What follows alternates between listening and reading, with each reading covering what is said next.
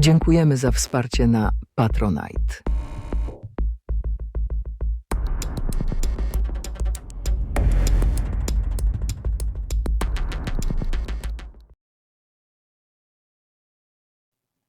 Kochani, witamy już w 23. odcinku Amiga bez ściemy. No i standardowo, jak to zawsze u nas, witają serdecznie Rafał Chyła oraz Remigiusz Remix Kolasa.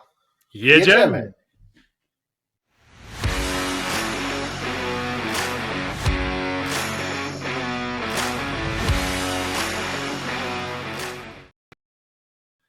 Także jak zwykle w odcinku specjalnym dwa materiały przedstawimy, chociaż ten odcinek specjalny będzie trochę niespecjalny, ale nie będę dalej odkrywał kart. Także ja przedstawię najpierw swój materiał, gdzie zaprezentuję obsługę oprogramowania dla Amigi klasycznej na Amidze NG, bo wiem, że ten temat gdzieś tam wzbudzał trochę dyskusji w komentarzach pod newsem o ukazaniu się Tabora. No i to tyle ode mnie. Nie wiem, czy chcesz coś jeszcze dodać, czy od razu jedziemy z koksem. Jedziemy z koksem. Zapraszam na naprawdę super materiał mojego przyjaciela. Zapraszamy.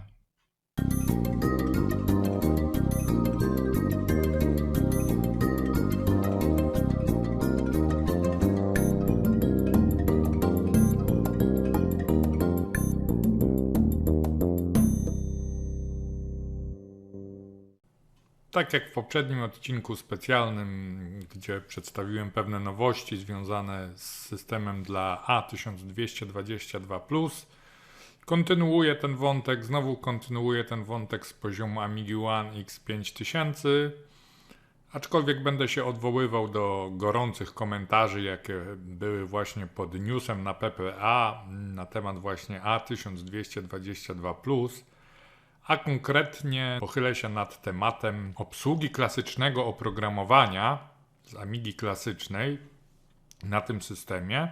Podzieliłem sobie to oprogramowanie na 5 różnych kategorii i będę się starał udowodnić przy każdej z kategorii, dlaczego sprzęt dla Amiga OS 4 to jest naprawdę jedna z najlepszych, jeśli nie najlepsza opcja do zabawy z tego typu softem.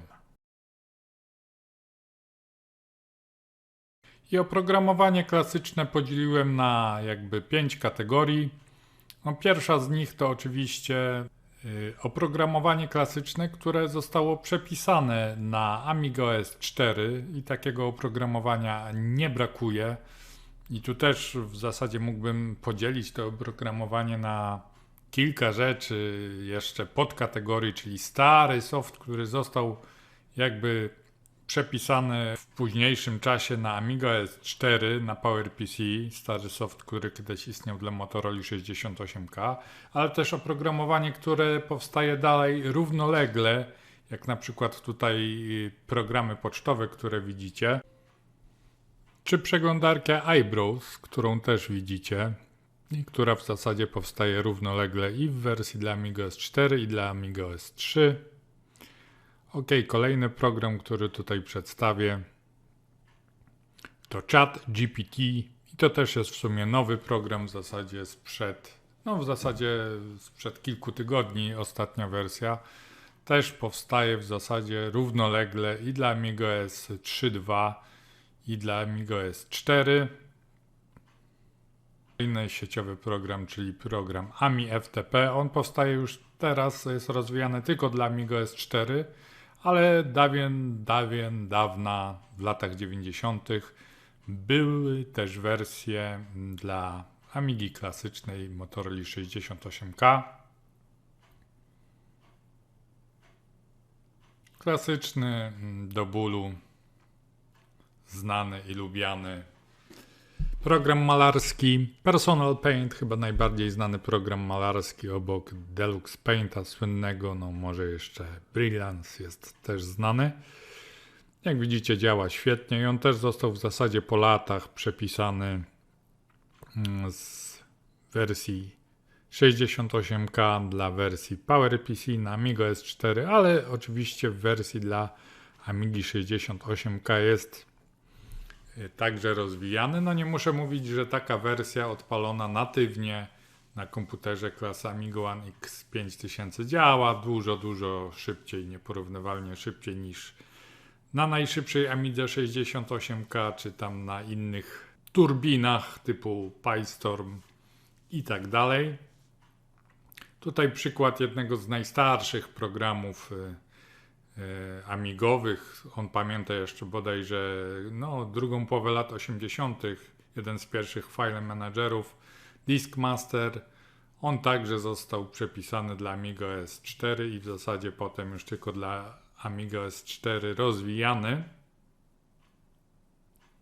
Jest też oczywiście Director Opus, słynny, bardziej znany, aczkolwiek tutaj go nie zaprezentuję. Inny program też, który w zasadzie przeszedł przemianę, to jest Ignition, pierwotnie rozwijany dla Amiga OS 3, a od już dobrych kilku lat, myślę, że ponad 5 lat, rozwijany wyłącznie dla Amiga OS 4. Też nie muszę dodawać, że oczywiście działa dużo szybciej.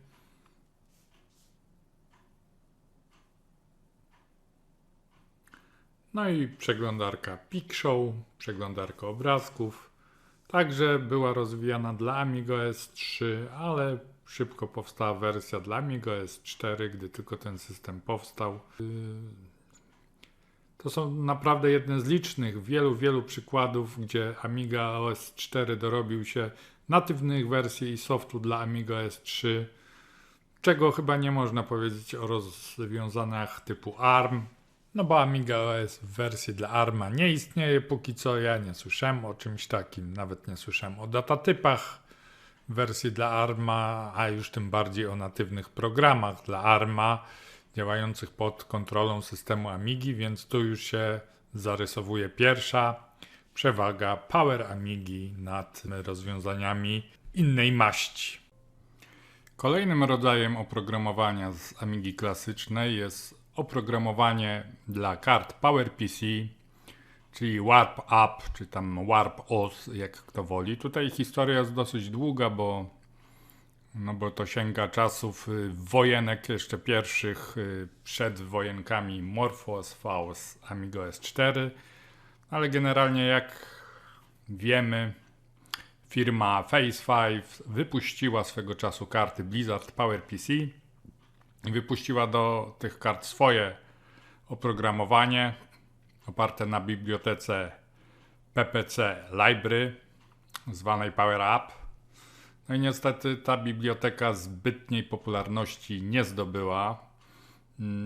Praktycznie 99% oprogramowania dla kart PowerPC w Amidze klasycznej korzysta z rozwiązania konkurencyjnego, czyli Warp Up i biblioteki PowerPC Library, pisanej w całości, nie w skrócie. No i tak się potem złożyło, że w zasadzie ludzie, którzy gdzieś tam stawiali na tego Warp Upa, siłą rzeczy, już wtedy będący lekko w opozycji do rozwiązań firmy Phase5, rozwiązań programowych, bo oczywiście jeśli chodzi o hardware zawsze byli mistrzami, niejako naturalnie przeszli na Amiga S4 i praktycznie miażdżąca większość rzeczy, które wykorzystywały kiedyś Warp Up, Warp OSa, zostały przepisane na Amiga S4.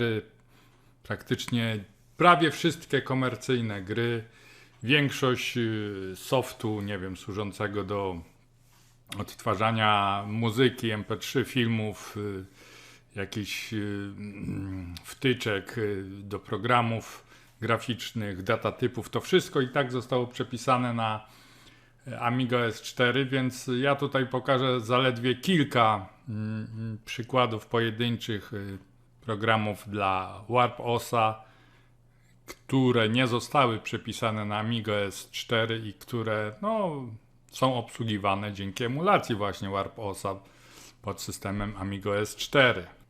No i tutaj na pierwszy rzut oka niewątpliwie wysuwa się Wipeout 2097. Bodaj pierwsza komercyjna gra na Amigę PowerPC.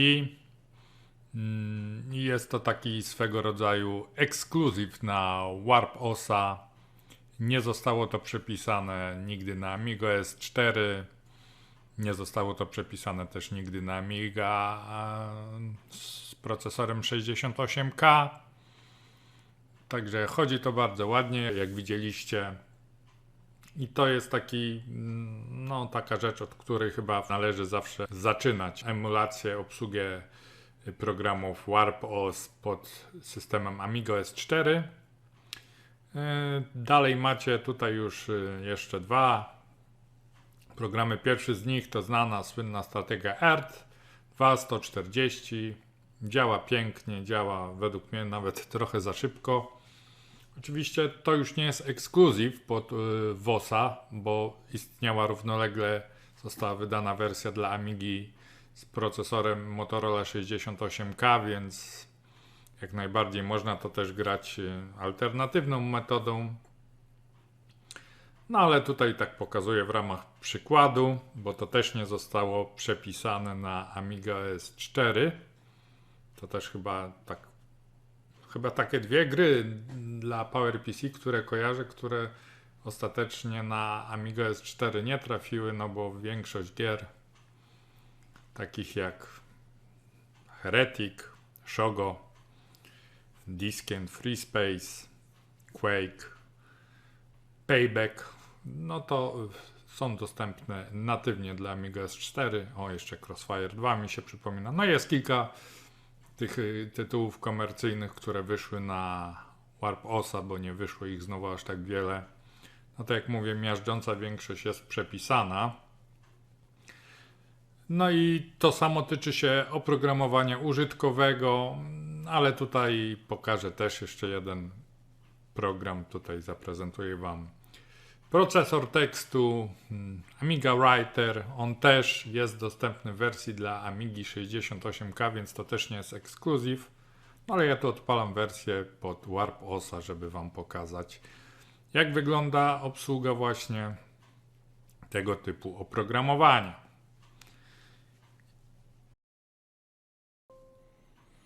Ok, zostawmy już na boku oprogramowanie dla PowerPC. Przejdźmy już typowo do softu wykorzystującego wyłącznie Motorola 68K. No chociaż czy wyłącznie, to się jeszcze okaże za chwilę, ale najpierw zobaczmy najbardziej wymagające gry. Te są zazwyczaj pisane w 90% właśnie pod systemem, w zgodzie z wytycznymi Commodore. Także takie tytuły, takie strategie jak na przykład Foundation odpalona w największej możliwej rozdzielczości. Oczywiście chodzą bardzo ładnie. Podobnie ma się sprawa na przykład ze strategią Exodus, The Last War, polską słynną superprodukcją z wymaganiami, która też po prostu na Amidze NG biega. Nie inaczej jest z grą Napalm. Tu nawet akcja dzieje się i toczy się za szybko, co już też poruszaliśmy z Remikiem w jednym z poprzednich odcinków, więc nie będę się tutaj wiele nad tą kwestią tutaj rozwijał. No i jeszcze przejdziemy do oprogramowania użytkowego, bo tu też myślę, że jest kilka ciekawych spraw do omówienia. Jako pierwszy przykład podaję Wam program Multiview. Tu jak widzicie jest to Multiview z systemu Amiga S3.2 wersja 4714, czyli program typowo dla Motorola 68K. Odpalamy pod nim jakiegoś bardzo wielkiego JPEG-a, przynajmniej jak na możliwości Amigi klasycznej, czyli 4000 pikseli na tam 3300 ileś pikseli. No wiadomo, ile Amiga klasyczna musiałaby obrabiać, renderować takiego JPEG-a. Tu poszło to w czasie rzeczywistym. Teraz mamy Multiview dla PowerPC, Multiview z Amiga S4. No i zobaczmy ten sam obrazek i ten sam czas. Dlaczego? No dlatego, że zarówno ten klasyczny Multiview z Motorola 68K, jak i ten Multiview z Amiga S4.1 oboje korzystają z tych samych datatypów skompilowanych dla PowerPC. To jest właśnie cecha, której nie ma, nie wiem, WinUAE czy jakieś emulatory armowskie. prostu tutaj w przypadku Amigi NG ten kod PowerPC i kod Motorola 68K w zasadzie mieszają się nawzajem, bo każdy program, który korzysta z jakichś datatypów, z jakichś bibliotek, które są przepisane na PowerPC, z jakichś wtyczek, nie wiem, jakieś powiedzmy rozpakowywaczka archiwów, które korzysta z XADA, z bibliotek XADA, które są skompilowane na PowerPC. Każdy taki program dla Motorola 68K będzie ciągnął moc bezpośrednio z systemu operacyjnego Amiga S4, bezpośrednio z PowerPC, a więc w tym wypadku procesor PowerPC w takiej Amidze One nie jest zaangażowany do emulacji niczego, no i wykonuje daną czynność szybciej. Kolejna grupa oprogramowania to jest oprogramowanie, które zostało napisane w zgodzie z systemem operacyjnym, no ale nie do końca, odwołuje się tam delikatnie do sprzętu, na przykład do popularnego CIA, czyli Complex Interface Adapter, który tam służy do łączenia peryferii, timerów systemowych, joysticków i każda Amiga klasyczna go ma. Za wyjątkiem, co ciekawe, ulubionej CD32 Remika, gdzie te funkcje CIA realizuje też chip Akiko, o czym on nie wspomniał chyba.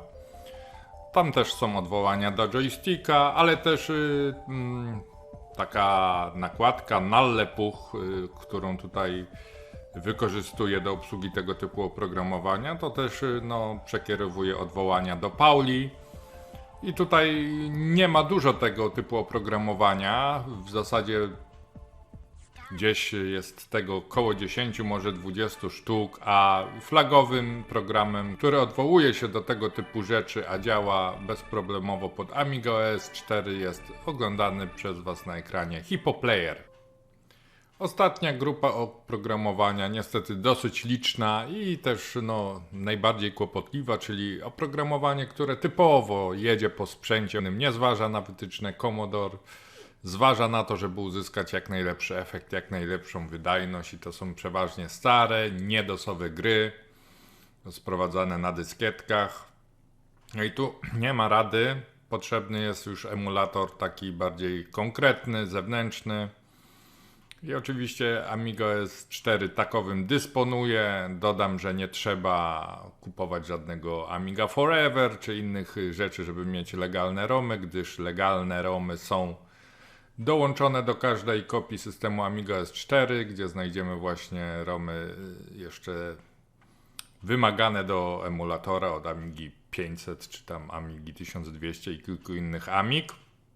Jak również dodam, że oczywiście nie ma od samego początku zostało ten emulator EUAE zintegrowany z systemem. Powstała nakładka Run in UAE, która w zasadzie w sposób przezroczysty potrafi odpalać tego typu gry, więc czy jest gra w ADF-ie, czy jest gra po 2HD load, po prostu robimy dwuklik na ikonie Workbencha 4 i to z marszu rusza tak, jak byśmy odpalali natywną aplikację. Trzeba przejść do kolejnej kwestii, jakże często poruszanej w naszym podcaście, ale wciąż i niezmiennie poruszanej widzę na wszelkich forach amigowych, czyli MIPS-ach. Tutaj macie obrazek Lizarda 1260-66 MHz zamieszczony przez firmę Elbox, więc myślę, że dosyć wiarygodny. No i tutaj widać, że realna Amiga osiągała około 52 MIPSy. Moja Amiga na tej emulacji osiąga 90 MIPSów. Według mnie jest wystarczające to do wszystkiego, co zaraz udowodnię. No ale tutaj posłużę się może filmem w sumie zaczerpniętym z naprawdę fajnego kanału Tomasz Ogarnia, który robi świetne filmy, który chyba też nas ogląda czasami, w każdym razie my oglądamy jego. Film zatytułowany nomen omen najszybsza Amiga ever. No i on tutaj pokazuje, że osiągnął ponad 1600 MIPSów, a ja jako ciekawostkę dodam, że ostatnio na PPA nawet zauważyłem tekst, że należy używać SysSpeeda, bo tam tych MIPSów, 1000 MIPSów jest jeszcze więcej. Tak sobie przypominam, że 20 lat temu, jak kupiłem pierwszą Amiga One i odpaliłem sobie Speeda i on mi właśnie pokazał jakieś nie wiadomo jak wielkie ilości tych MIPS-ów, to od razu wywaliłem program do kosza, stwierdzając, że jednak on się we współczesnych realiach nie sprawdza. A tymczasem dzisiaj, no dla niektórych jest jakimś wyznacznikiem jeszcze większego hypu i robią te kosmiczne cyferki wrażenie. No ale okej, przejdźmy do konkretów, a więc jak to w rzeczywistości wygląda. I tutaj na tapetę wziąłem oczywiście najbardziej wymagającą grę, która nie zadziała bezpośrednio pod Amiga S4, nie jest do końca zgodna z systemem, czyli słynny Alien Breed 3D 2 od Team 17. Tutaj widzicie, gra chodzi bardzo ładnie, zresztą Tomasz w swoim filmie komentuje, że chodzi no niezwykle szybko, jak na Amigę klasyczną. No można powiedzieć, że po blisko 30 latach od wydania wreszcie znalazł się klasyczny sprzęt, gdzie ta gra naprawdę fajnie chodzi. Chodzi tak, jak powinna chodzić od początku, czyli się nie ślimaczy. No ale teraz zobaczmy wersję odpaloną pod EUAE na tych moich biednych teoretycznie 90 MIPS-ach. No powinna chodzić jakieś 17 razy wolniej w teorii, gdyby trzymać się MIPS-ów, niż to, co tutaj zaprezentował Tomasz. No a sami zobaczcie, jak chodzi. No cóż, na pewno nie chodzi 17 razy wolniej, co by wynikało z MIPS-ów, jak również chyba w ogóle nie chodzi wolniej. Nadal mam wrażenie, że jednak chodzi nieco szybciej, co widać teraz na bezpośrednim porównaniu. Zatem reasumując, dlaczego obsługa klasycznego oprogramowania na Amiga S4 jest fajna? No dlatego, że mamy tutaj kilka fajnych cech. Przede wszystkim pierwsza cecha, spora część klasycznego oprogramowania jest przepisana natywnie. No może nie spora, ale to są raczej setki niż dziesiątki programów. Rzecz druga, bezproblemowa obsługa oprogramowania WarpOS i tutaj też w zasadzie te programy WarpOS działają niemal tak samo szybko jak programy natywne. Rzecz trzecia, oprogramowanie klasyczne dla Motorola 68K często potrafi korzystać z komponentów napisanych dla PowerPC, z różnych, jak mówię, datatypów, bibliotek, innych rzeczy, co sprawia, że w zasadzie poniekąd, w dużym uproszczeniu, przeciętny program dla Motorola 68K działa tak jak program dla WarpOS, gdzieś tam korzysta z mocy PowerPC, mimo że został napisany tylko dla Amigi 68K. No i po czwarte, emulacja rzeczy niesystemowych, nie napisanych w zgodzie z wytycznymi Commodore.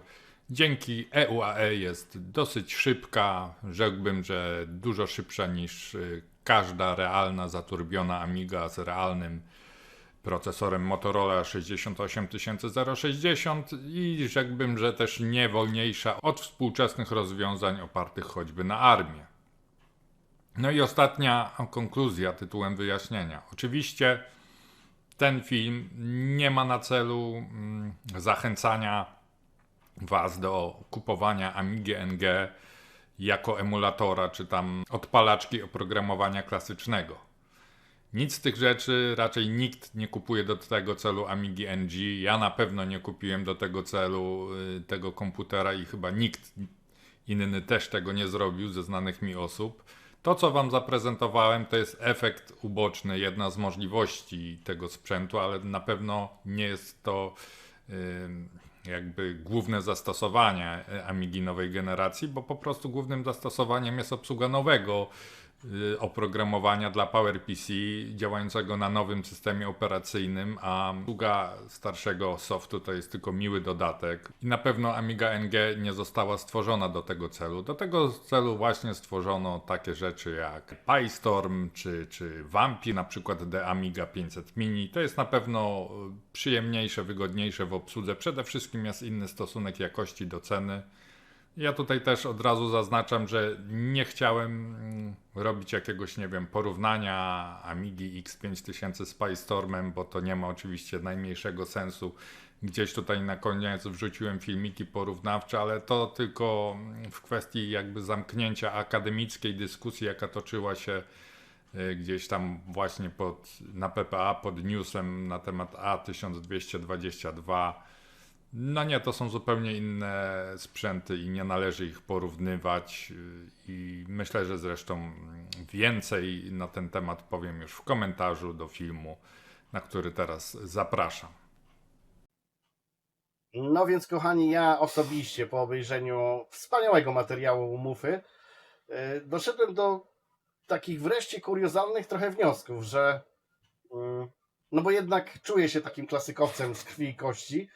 Amiga NG jakby nigdy do mnie tak nie przemawiała, no pewnie ze względów finansowych, bo to tak jakby najwyższy stopień niebezpieczeństwa z tej strony, ale po obejrzeniu tego jednak zauważyłem, że Amiga nowej generacji to w ogóle się nie różni od Amigi klasycznej, to po prostu jest dalej ciągła linia tych samych wspaniałych komputerów, które znamy. No i ja już coraz bardziej naprawdę po obejrzeniu tego materiału już się drapię po głowę, gdzie tam ze skarpety wyciągnąć jakieś zaskórniaki i sobie kupić jednak cokolwiek.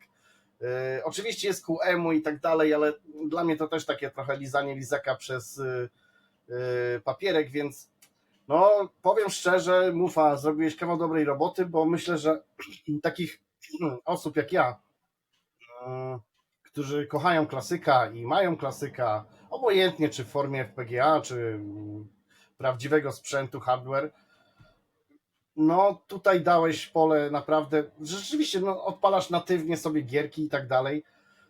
Super sprawa, no kawał dobrego materiału, uważam, że zdecydowanie musi lecieć właśnie jako ten pierwszy.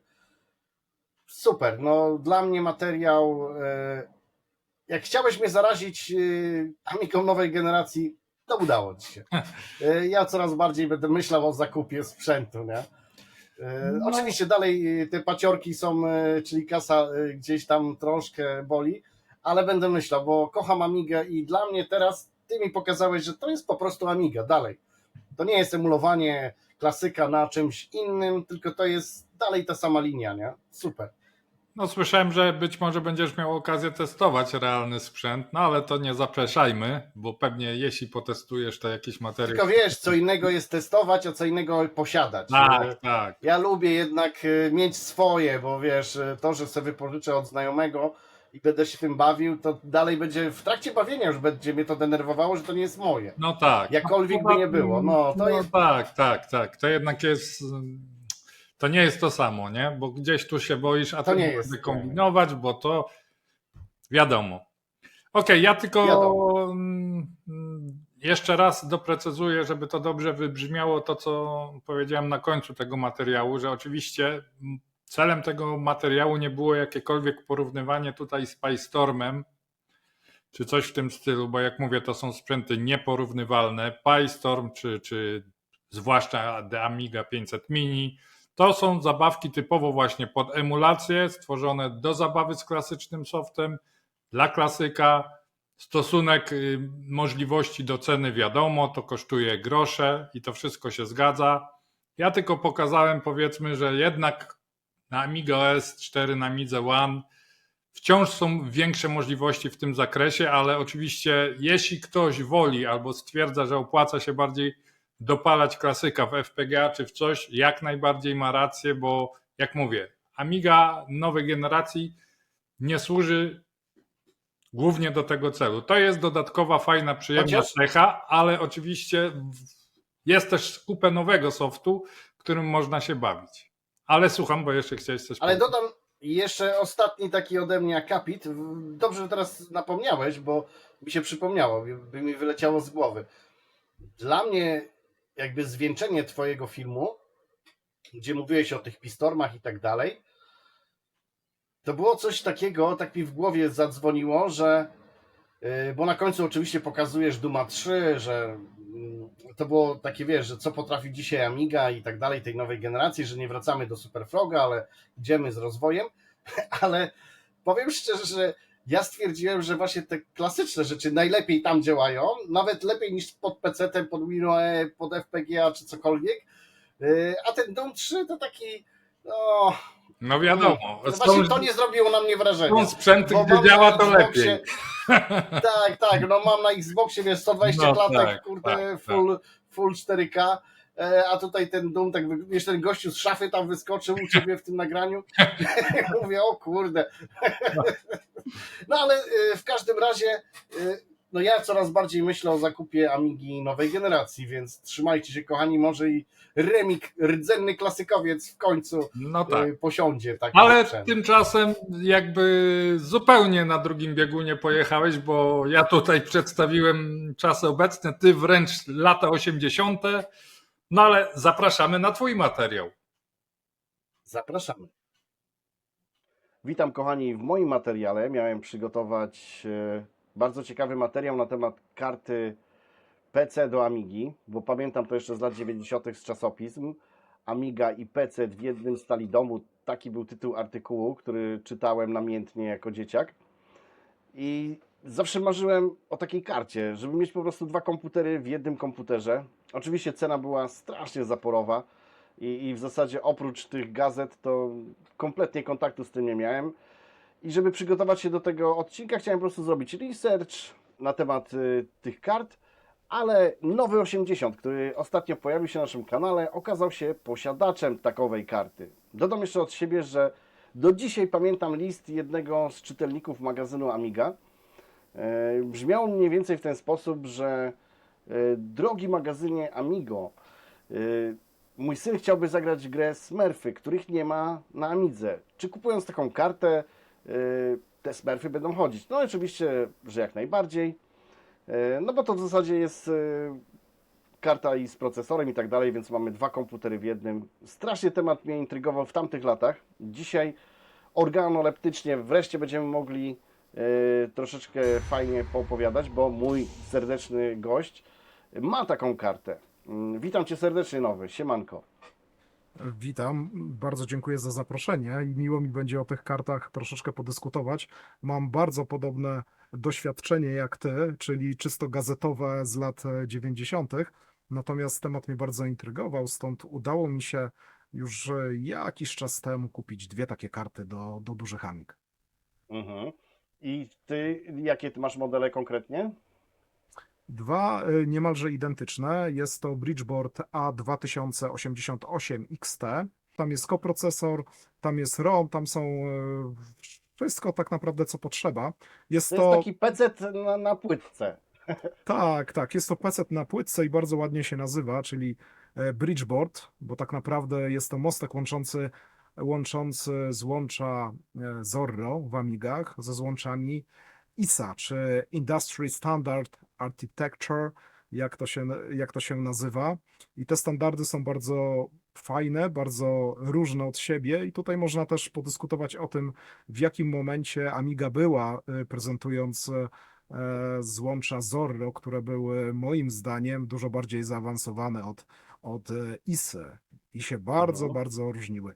Czyli dwie karty, prawie że jednakowe, z tym, że jedna karta jest troszeczkę przerobiona, jest tam wstawiony inny oscylator i jest możliwość sprzętowego podkręcenia procesora, który tam się znajduje, czyli procesor 8088, który standardowo w PC-cie XT był taktowany 4,77 MHz, a tam można go trochę podkręcić nawet do prawie 8 MHz. Także No i to jest właśnie ten taki lekki ból, bo to nawet nie jest 286, nie?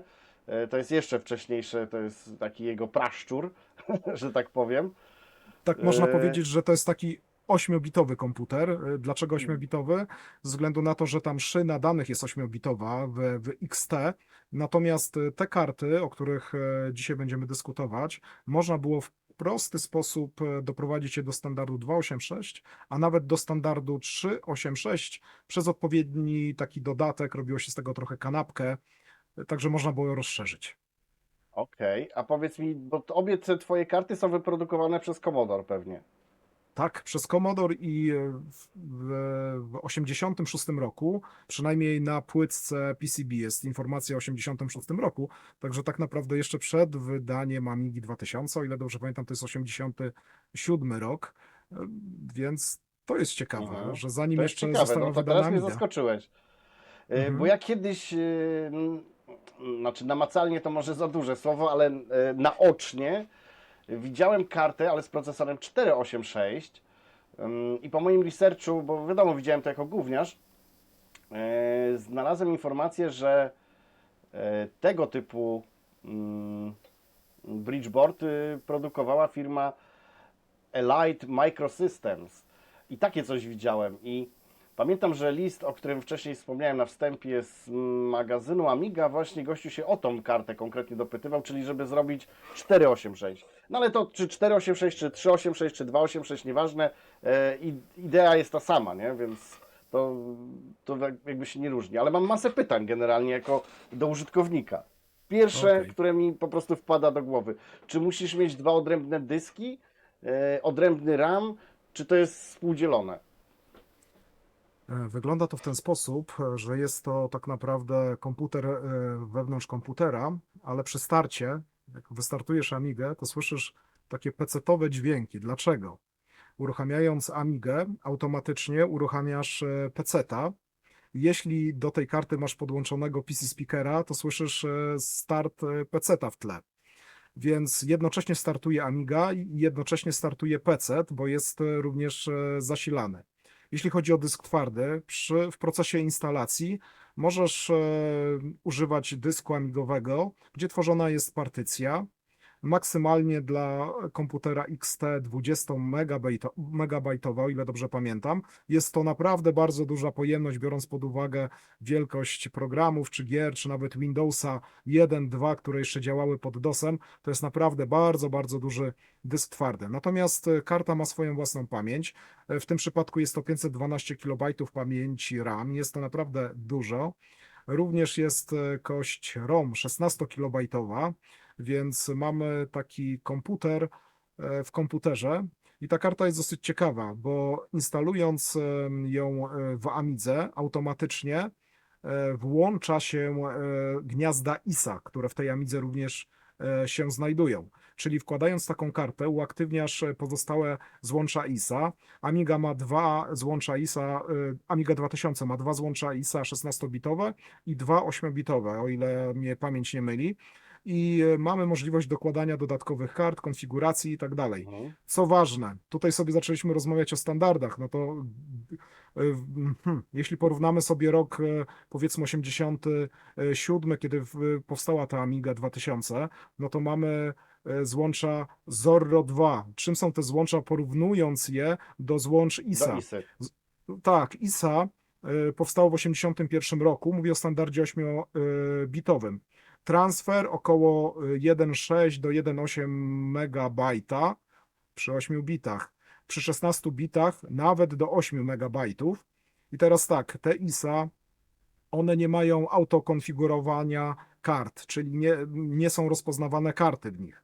Nie mają tak Czyli zwanego... plug and not play. Dokładnie tak. Także taki amigowiec może mieć mały dysonans, na pewno miał mały dysonans poznawczy, bo od strony Amigi, jak wkładasz kartę, to automatycznie ona jest wykrywana, komputer wie, z czym się kontaktuje, jak jest skonfigurowany. Od strony PC-towej, czyli tych złącz ISA, tam była zworkologia tak zwana, czyli chcesz uruchomić, tam była zintegrowana karta CGA, czyli czterokolorowa, którą można było sobie tutaj włączyć w trybie 320x200 w 4 kolorach lub 640x200 w 2 kolorach. Trzeba było to sobie skonfigurować. Chcesz używać zewnętrznej stacji dyskietek, czy wewnętrznej, bo było tam złącze, musisz sobie to skonfigurować. Chcesz używać karty graficznej amigowej, czyli żeby w oprogramowaniu pod Amiga OS-em włączyć sobie peceta, czy może chcesz używać karty zewnętrznej, którą dołożysz, na przykład karty VGA. Także to wszystko trzeba było sobie skonfigurować z workami i wtedy to działało. I teraz... Tak mi się nasuwa pytanie, bo ciągle mówimy o tej karcie, a kompletnie nie mam pojęcia, bo nie obcowałem z PC-tami w tamtych latach. Na PC-tach generalnie tak było? Tak. Czy to jest tylko zasługa tej karty? Na PC-tach tak było, że jeśli miałeś złącza ISA 8 czy 16-bitowa to żeby coś skonfigurować, komputer nie widział, co to jest, więc musiałeś tam czasami dziesiątki zworek przestawić, żeby to skonfigurować tak, jak ty chcesz, żeby ten sprzęt był rozpoznawalny. Poza tym takie duże różnice, bo to jest naprawdę przepaść. To, co Amiga tutaj gwarantowała względem PC-ta, to jest przepaść. Dlaczego? Jeśli chodzi o złącza Zorro 2, te złącza potrafiły, to była tak naprawdę rozszerzenie szyny danych procesora Motorola. Więc wszystkie urządzenia można było adresować niemalże jak pamięć. Te urządzenia mogły inicjować przesyłanie danych bez użycia procesora, bez użycia w ogóle takiego, powiedzmy, zarządzania, mostka, który obsługiwał całą tą szynę z Zorro 2, tego w ogóle nie potrafił PC. Kwestia rozpoznawania automatycznego kart, tego nie potrafił PC. I tu jeszcze kwestia samych transferów. Powiedzmy, że Zorro 2 ja bym porównał już do ISY 16-bitowej, czyli złącza ISA 8-bitowe, one były takie krótsze, dłuższe, były 16-bitowe i te 16-bitowe już pozwalały przesyłać powiedzmy do około 8 MB na sekundę. Mniej więcej tak wyglądały transfery. W przypadku Zorro 3 to mieliśmy 12-13 MB na sekundę. Zorro 2 porównując do, do ISY 8-bitowej, no to mieliśmy ISę 8-bitową, to jest mniej więcej 1,6-1,8 MB, a Zorro w okolicach 2,3, także są szybsze, są autokonfiguralne, czyli automatycznie się konfigurują, mogą nie używać procesora przy inicjowaniu przesyłania danych, nie musiały korzystać z kontrolera. To, co zrobiło w ogóle, co zrobiła Amiga, to była rewolucja, to była otwarta architektura z bardzo dużymi możliwościami. Szkoda, że ona nie została dalej rozwijana. Zorro 2, później Zorro 3. Tak, i następnie już się nic nie wydarzyło, ale 87 rok, porównywanie w ogóle PC-ta z Amigą pod względem złącz, to Zorro to był po prostu, powiedzmy w cudzysłowie, Mercedes wśród złącz. To była Znaczy, niesamowita wiesz, no sprawa. później to też poszło już jakby trochę innym torem, bo PCI wskoczyło, nie? To już lata taki 90., następca tak. ISY, nie? No, więc tutaj... Okej, i teraz zakładając czysto teoretycznie, bo w sumie, bo ty mówisz, że musisz osobną partycję zrobić na system, tam 20 mega, co było przepastą, ale gdyby miał kartę rzeczywiście tą z 486, to też znowu osobna partycja, czy można było zrobić na przykład plikopartycję? I dwa, czy można odpalić hardware'owo PC-ta, a nie software'owo, bo tam widziałem w twoich filmach, że musisz wejść, sobie odpalić PC-ta i on sobie leci, czy możesz jakby z automatu wystartować PC-tem? Możesz wystartować PC-tem, on startuje tak naprawdę, tylko nie ma przydzielonej nie widzisz. klawiatury. Aha. Wiesz co, jak podłączę pod kartę graficzną, a będę miał osobną kartę graficzną, czyli nie będę używał Amigowego części amigowej, wejścia. tylko będę używał karty powiedzmy VGA, to on będzie PC startował już sam przy włączeniu Amigi. Ma zasilanie, ma dodatkową kartę graficzną i to już mogę podłączyć, muszę zmienić wyjście, No czyli dobra, sobie drugi podłączę przez monitor VGA. powiedzmy masz. Masz drugi Tak. monitor obok i widzisz, jak on też startuje. I te To będę dźwięki, o widział. których mówiłeś, to też nie są same dźwięki, tylko on autentycznie startuje i stąd te dźwięki. Tak, to takie piszczenie, takie pojedyncze, Tak, jakieś takie. że wykrył, nie wiem, pamięć, wykrył stację dyskietek i tak dalej. Startuje PC niezależnie. Nawet możesz sprawdzić to, że startuje PC niezależnie, jak nie masz karty graficznej. Już mówię jak. Po włączeniu systemu Amigi, a PC już jest wystartowany, jak wejdziesz w oprogramowanie amigowe i przejdziesz do PC-ta, to zobaczysz, że już masz wgrane całe, powiedzmy, auto-exec, te pliki wykonywalne. W moim przypadku przechodzi to do takiej nakładki, nie wiem, Norton Commander, powiedzmy zbliżonej do Norton Commandera i nawet jeśli dłużej poczekam, to włącza się wygaszacz w Norton Commanderze. Także często jestem w stanie zastać już PC-ta, PC-ta że się w takim takim Mhm. stanie. Jedynie czego mi brakuje, to przydzielonej klawiatury, czyli w momencie startu peceta mam w Amidze tylko jedną klawiaturę i ona jest amigowa, więc stąd musiałbym w oprogramowaniu przejść software'owo do peceta, żeby przydzielić tą klawiaturę i myszkę. Mhm. I to jest tak naprawdę takie dodatkowa rzecz, której no, musiałbyś mieć oddzielne złącze na klawiaturę, musiałbyś mieć trochę więcej na tym bridgeboardzie, żeby to obsłużyć. Jeśli chodzi o plikopartycję, to tak naprawdę konfigurując już tą kartę, masz możliwość stworzenia plikopartycji, bo to tak naprawdę wygląda i masz możliwość zabezpieczenia jej, czyli w systemie amigowym możesz, żebyś uniknął skasowania, tam masz możliwość zabezpieczenia przy tworzeniu. Więc jak Mhm. najbardziej możesz używać. Jeśli te powiedzmy sprzętowe bridgeboardy innych producentów mają dodatkowe złącza, chociażby na dysk twardy, to pewnie taki dysk mógłbyś oddzielnie podłączyć. W tym przypadku bridgeboard współdzieli zasoby, które masz w Amidze, więc wykorzystujesz ten No dysk i, amigowy. no i właśnie to mnie najbardziej nurtowało, nie? Bo tak jak widziałem na tych właśnie 486 bridgeboardach, no to tam też były jakby osobne kontrolery, no to już wiadomo, mózg podpowiadał, że sobie możesz tam podłączyć drugi dysk i mieć go na peceta, a ten swój amigowy mieć tylko amigowy.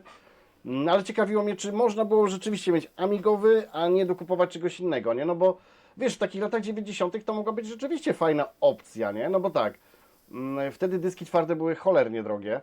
No, jakbyś chciał osobno i peceta i to, no to wszystko dublujesz, a tutaj jednak jakieś cięcia kosztów by były, nie?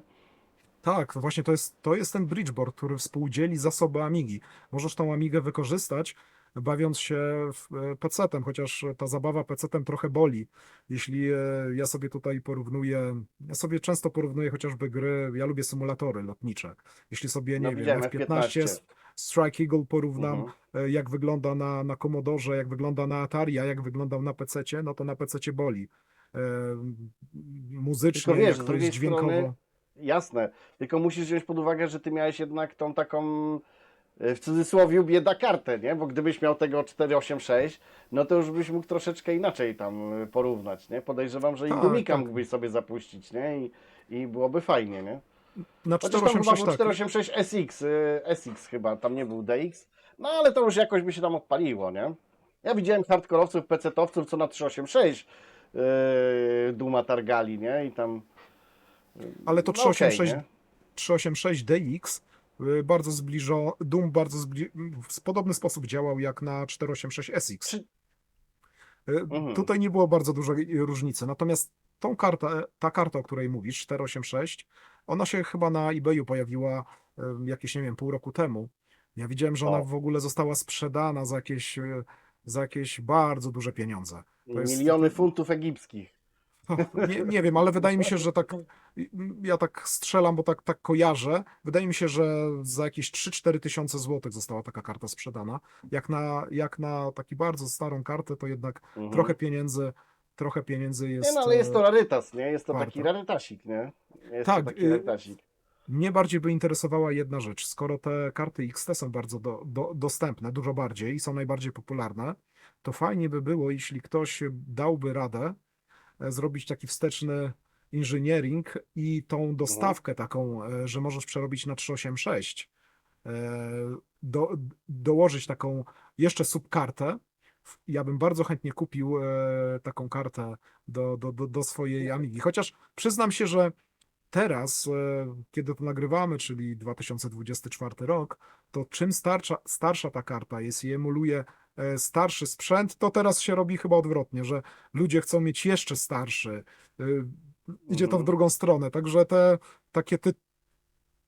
takie tytuły z 8-bitowców, bo ja to porównuję z 8-bitowców do Commodore czy do Atari, do Amstrada, nie wiem, Rick Dangerous wygląda na PC-cie w miarę na CGA, natomiast scrolling, jak tam, nie wiem, skaczesz w dół, jak cię kule chociażby goni na samym początku gry, no to wygląda, to Commodore sobie dużo lepiej z tym radzi No niż tak, PC. tak.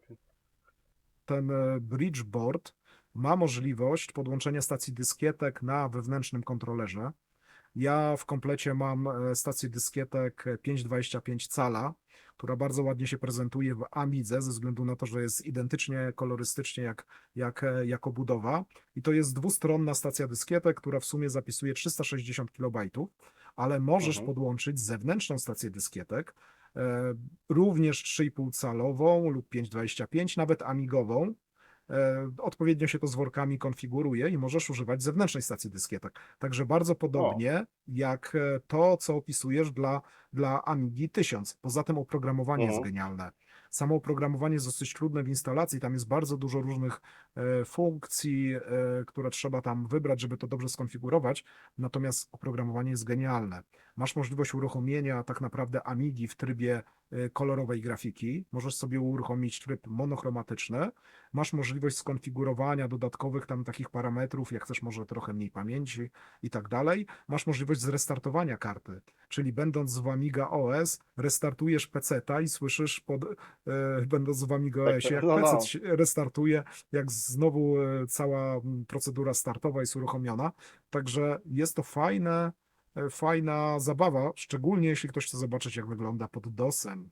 Windows 1 czy Windows 2, te najstarsze systemy, jak wygląda DOS. Mhm. Ja mam chyba 3 coś, więc taki bardzo stary DOS, ale główne programy są cały czas dostępne.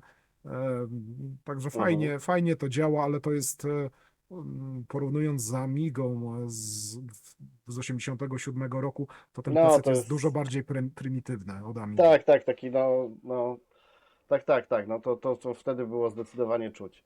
No dobra, tak gwoli podsumowania, ty jesteś, może masz jakieś informacje, ile takich bridgeboardów się w ogóle sprzedawało? Czy to w ogóle miało jakieś wzięcie? I tak w ogóle jak to podsumowujesz tak generalnie? Czy to, wiesz, fajny gadżet, ale nie poszło? No właśnie, jakie jest twoje podsumowanie tego pomysłu? To znaczy, sam gadżet jest rewelacyjny. Możliwości, które daje w Amidze, są rewelacyjne. Żaden inny komputer 16-bitowy czy 32-bitowy na przełomie lat 80. i 90. Nie miał złącz ISA i nie miał złącz Zorro. Także możliwości, jakie dawała Amiga, jakie ta otwarta architektura, bo porównując chociażby, nie wiem, największym rywalem był wtedy Atari 16-bitowy, to nawet te Atari Mega, powiedzmy STE czy TT, one miały możliwość rozbudowania, ale nie były tak otwartymi konstrukcjami jak Amiga. To dzięki temu, że Amiga była tak otwarta, dawało tak duże możliwości. Wiele osób zamiast kupić drugi komputer, kupowało sobie dodatkową kartę do Amigi. Można było sporo zaoszczędzić. Tak jak zwróciłeś No na to właśnie, uwagę, właśnie, no. część rzeczy Mhm. była współdzielonych. Współdzielona. Tutaj tak, jeśli chodzi głównie o hardware, także było to idealne rozwiązanie. Biorąc pod uwagę, ile tych kart się jeszcze jakiś czas temu pokazywało i były naprawdę bardzo tanie. Ja może kupiłem swoje karty z 5, 6, może 7 lat temu, czyli już dosyć dawno i kupowałem je w ogóle za grosze. W tej chwili może one są jak to retro, są droższe, natomiast tych kart było sporo dostępnych na serwisach, więc wydaje mi się, że ich było dużo wydawanych. Natomiast ja nie spotkałem się z jakimiś konkretnymi liczbami, ile ich No ja było też nie, nawet jak. wyprodukowanych. Mhm. No to Także jest taka. To jest chyba taka zagadka tej przeszłości, której no nie rozwiążemy, ale no, ale to ciekawe takie, no bardzo ciekawy temat. Mm, Zawsze popatrz, mnie to intrygowało. Popatrz na to z innej strony. Jeśli chciałbyś teraz kupić oryginalnego IBM-a XT, to on kosztuje już majątek. Najdroższe są te XT, AT, to takie stare z lat 80. A możesz na Amidze, w Amidze możesz mieć takiego bridgeboarda i się bawić na oryginalnym procesorze, na oryginalnym koprocesorze, na oryginalnym ROMie, w którym są zaszyte te same informacje, jak w tym IBM-owskim Mhm. PC-cie. Poza tym ja No ale przez wiesz, jakiś czas... Mhm. z drugiej strony pewnie jacyś tam ortodoksyjni fani IBM-a powiedzą, nie, no to nie, bo to musi być ten IBM, nie? Tak samo jak dla nas ta Amiga, nie? Tam dla niektórych 500, dla niektórych 1200. No to już wchodzimy w ten taki sentyment po prostu, nie? No tak, Mm, tym bardziej, że kiedyś IBM to był IBM, a resztę to byli kloniarze, jak to się kiedyś Ale w ogóle nazywało wiesz, w no, Polsce. tak właśnie w Polsce to było coś jeszcze takiego dziwnego, że już nawet na te klony się mówiło IBM. Że nie mówiło się, że ktoś ma PC-ta, tylko ma IBM-a, nie? Chociaż tam on nie miał IBM-a, nie? Ale w podstawce tak się mówiło, nie? Na przykład, a co ty tam masz? A Amigę, nie? A ten co ma, nie? IBM-a, nie? No tak, No dobra, natomiast chyba mamy temat. Czy jeszcze coś chciałeś dodać? nie, to tak tylko w ramach podsumowania. Amiga jest naprawdę pod tym względem Mhm. rewelacyjna. Jeśli macie możliwość kupienia takiego bridgeboarda i pobawienia się nim, to jest to naprawdę wyśmienita sprawa. Ja chętnie sobie rozszerzę, tak jak powiedziałem, do 386 i chętnie porównam sobie tytuły na Amidze z tytułami na PC na 386, bo to będzie wtedy bardzo fajne Tak, porównanie. tak, tak. To będzie Jeśli takie uda mi się fajne porównanie. kiedykolwiek, tak, jeśli uda mi się kiedykolwiek kupić taką przystawkę jeszcze do swojej karty, to chętnie porobię materiały porównawcze Amiga kontra PC o bardzo podobnych konfiguracjach. I może któryś z naszych widzów kiedyś dysponował nawet taką kartą i też tam coś w komentarzu może opisać jakąś swoją historyjkę ciekawą. No to co, dziękuję Ci ślicznie za wspaniałe rozwinięcie tematu. Nie musiałem się aż wielce przygotowywać, tylko dałem Ci mikrofon i samo poszło. Okej, Trzymajcie ja się. dzięki. No to Mhm. powiem Ci szczerze, pojechałeś z grubej rury, zaskoczyłeś mnie całkowicie. To, drodzy widzowie, naprawdę niespodzianka dla mnie też była, bo nie zdradził mi, że znowu spotka się z Pawłem i nawet cichaczem mnie podpytywał o jakieś tam dojścia do Riverside'a, czy tam podobnych platform do nagrywania. Ale Ja tu mówię, a o muszę co się ci wtrącić, to chodzi? nie chodziło o to. Nie? Ale to nie o to chodziło. A ja byłem Nie, bo my pewny, nagraliśmy to wcześniej. że chciałeś właśnie to zachować w tajemnicy. Także no proszę. Nie. Taki tutaj duecik za moimi plecami, ale nie powiem, zrobiło to na mnie wrażenie. Mega produkcja. No, a wracając do meritum, do tematu, moje uwagi są takie, bo tam gdzieś na końcu też filmu wy to podsumowaliście, czy w zasadzie Paweł, że to było dosyć popularne, bo tych kart trochę jest, ale wydaje mi się, że to było popularne głównie za oceanem. Takie mam wrażenie, bo Dokładnie. w Polsce to raczej Tak, popularne tak. nie było. Ja nie znam nikogo, kto to miał.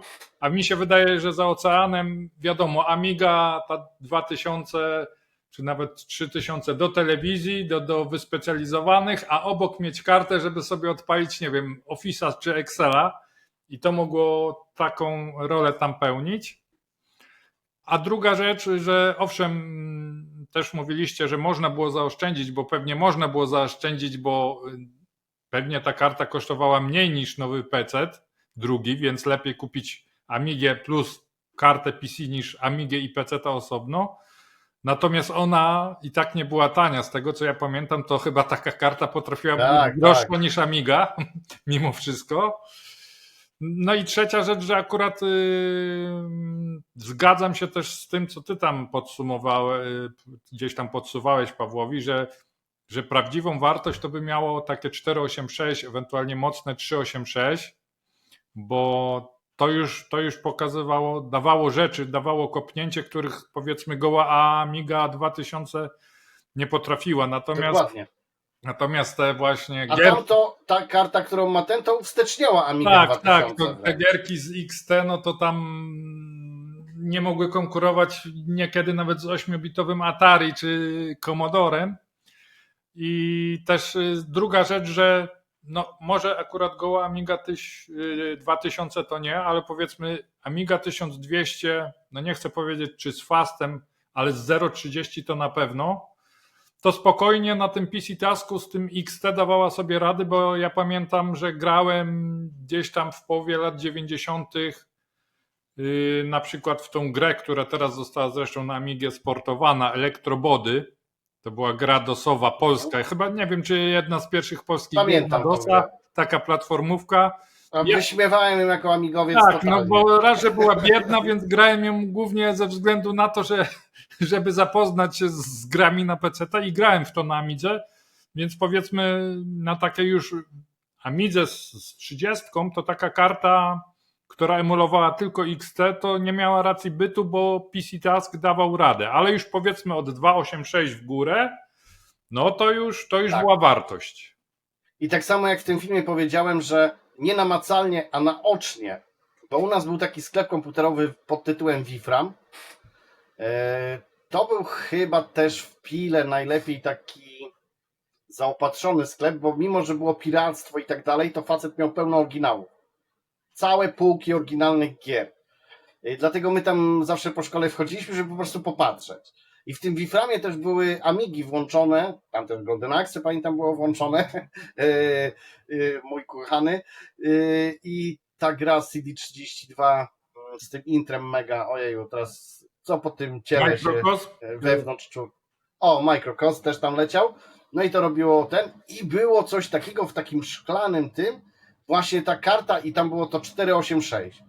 O. No i ten facet nam wytłumaczył, bo my jest za gówniarza, a co to jest, a co to tak jest. A ten facet był taki, nie? Niestety nie żyje, świętej pamięci facet, ale on był taki świetny facet, że wiesz, do niego przychodziłeś i on miał czas, żeby z tobą pogadać, mimo że byłeś takim Taki knypkiem. Nauczyciel I trochę, tak- a nie sprzedawca.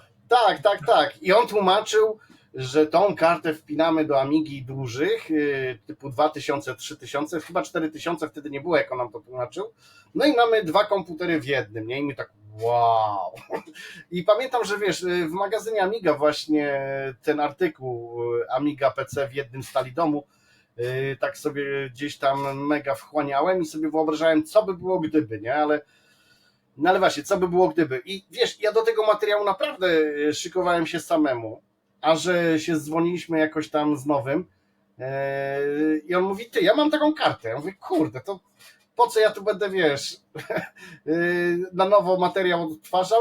Jedziemy, rób testy i będziemy gadać. No. Ale jeszcze Tak tylko powstał materiał.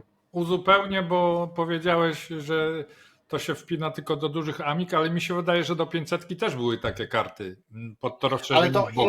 inny. Tak, były to pod ten expansion port, No, tam gdzie twarde dyski, tak. Tylko, że akurat te karty, o których my mówimy z nowym, to nie? To było tylko do dużych Amig. No. I taką właśnie, tą 486 widziałem u nas w sklepie pod tytułem Wifram. No w każdym razie no ciekawa zabawka, nie? No mówię, takie 486, gdzie no, Quake'a raczej na SX-ie byś nie odpalił, chyba że były też DX. No nie.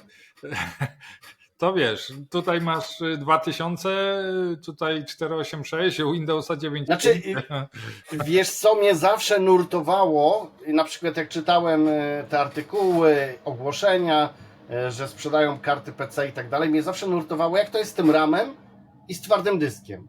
Czy ja teraz muszę, wiesz, czy to jest tylko 2 komputery w jednej obudowie i zasilacz, czy to jest współdzielone? I okazuje się, że jest współdzielone. No jest. Wow! No i super, nie? No to kurde, no No tak. wiesz, Chociaż no, super sprawa, ta nie? karta miała tylko 512 kilobajtów, ale w sumie, jak powiedział kiedyś Bill Gates, 640 kilobajtów wystarczy każdemu. Tak, wystarczy każdemu.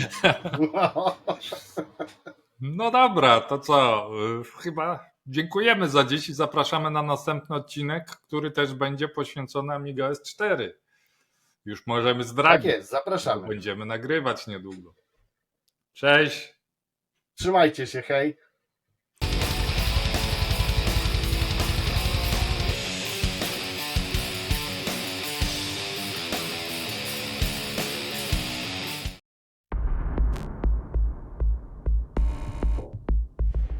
Dziękujemy za wsparcie na Patronite.